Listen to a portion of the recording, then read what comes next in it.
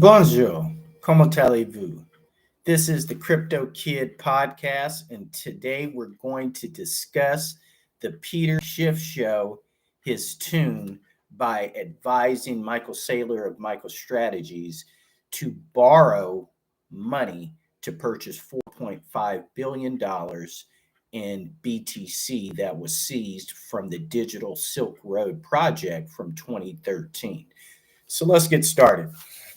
This man, Bitcoin is appearing to take cues from the Kamala Harris campaign and enter parity.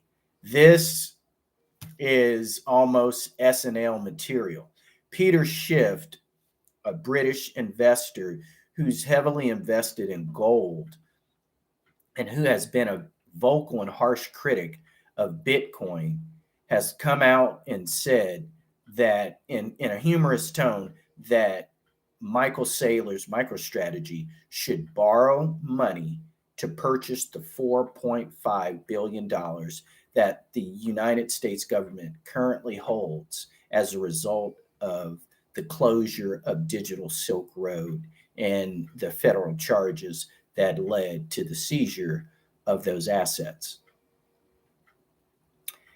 Recently, about 4 or 5 weeks ago, Peter Schiff was very vocal in criticizing Michael Saylor for his large purchase blocks of Bitcoin, and he warned the market that that Bitcoin is headed for a crash. Well, we do see the price of Bitcoin dropping, but today is Thursday. In general, investors take their profits on Thursday, so this is no different. However, there's really no market explanation for why Bitcoin is below the price of 62,000 US dollars. What I suspect is the culprit is that the market makers continue to be hedge fund investors who have larger positions than you and I. So they can purchase in the millions and possibly billions. Very few hedge fund investors are going to take billion-dollar positions in Bitcoin, but they definitely will take 10, $100 million positions in Bitcoin, maybe ETFs or short-term positions to make a quick profit, and then put a buzz out there that the market is about to drop the bottom out, and then you see the price of Bitcoin bottoming out, and this continues to be the case. This is Thursday. Bitcoin is at the price of 59,438 US dollars. Ethereum is holding on at $2,408. There's no news today. There will be no news for a couple of days. Both Kamala Harris and Donald Trump are on the campaign trail. Donald Trump is hitting hard the battleground states of Michigan, Pennsylvania, and Wisconsin, shoring up that there's no question at all that he wins those states. He's already shown a large lead in Arizona and Georgia. I don't know why they include North Carolina, but they do include North Carolina. And the battleground states now have shifted to Nevada, and he holds a lead in Nevada, and I have no idea. See, these are the manipulation games of information that the mainstream fake news media does, and they won't admit that he has a large lead in Nevada as well. So we're no longer discussing Arizona, and that proves to everybody, including the fake news media, that Donald Trump has won Arizona. There's no more visits in Georgia. Kamala Harris dropped the ball there. Tim Walz was not going to help her at all there.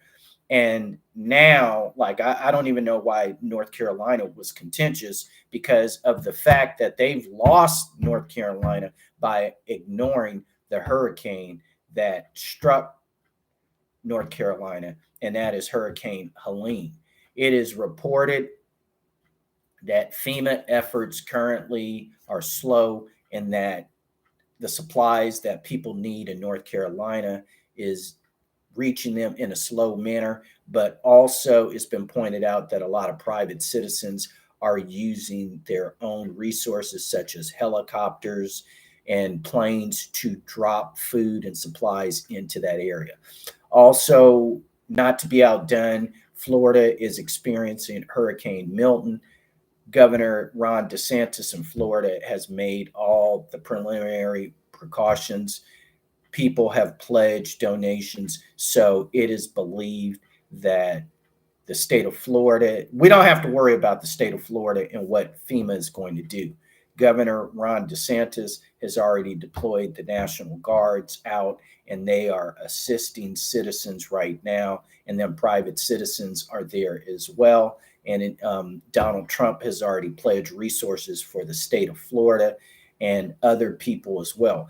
Billionaire Grant Cardone is in the state of Florida. So let's just keep all of the people in the state of Florida in our prayers. And as this hurricane passes through, we will say a blessing for these people.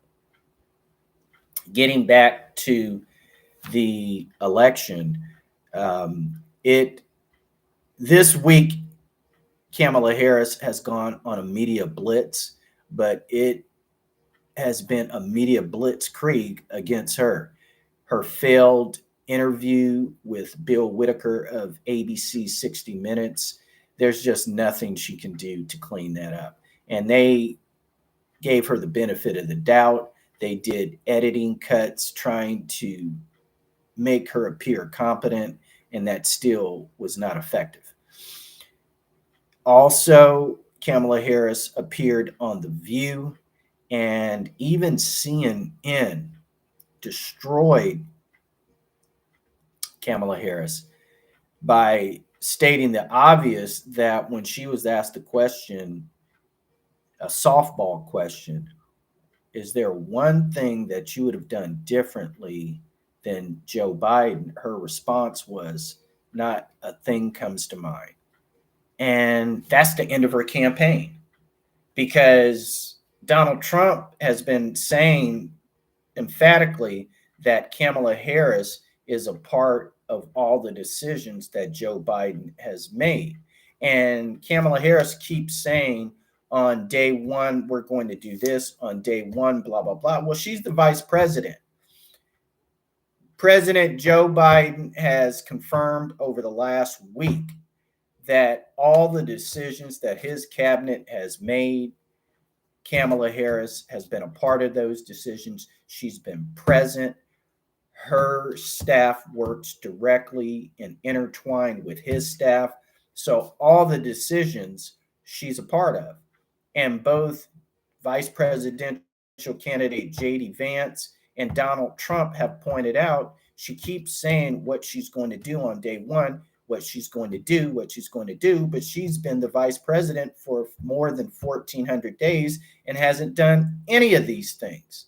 So why should people wait to find out more what she's going to do?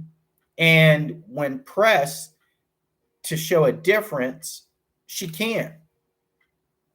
And asked to explain how things are different, she wants to talk about Donald Trump, not the current administration, not the current inflation that she's responsible for, not the influx of illegal aliens through Arizona and California, which she is responsible for. And specifically in Arizona, she is responsible for dismantling the border wall in Arizona. And her and Biden on day one of the Biden administration executed 92 executive orders to unravel and dismantle every border policy, every financial policy that Donald Trump had in place. So it's now time for her to take ownership of the decisions that she has made, and there's no way out of it. After the dismal interviews, and then she's on Call Your Daddy. That's how desperate she is. And then the fake news media still wants to say, well, Donald Trump refuses a second debate. Donald Trump refuses a second debate. I told my aunt 5 weeks ago, 6 weeks ago, I said, and I've said on this podcast that Donald Trump should not do the first debate with Kamala Harris. Why? Because nobody knows anything about Kamala Harris. They don't know anything about her policies. They don't know what she believes in, and she hasn't shared any of it. And she's a part of the current administration. So by Donald Trump refusing to have debates with her, it forces her to go to the media who's helped her.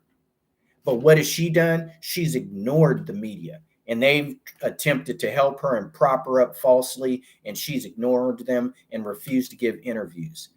Now she wants a second debate. Donald Trump said no, no, no.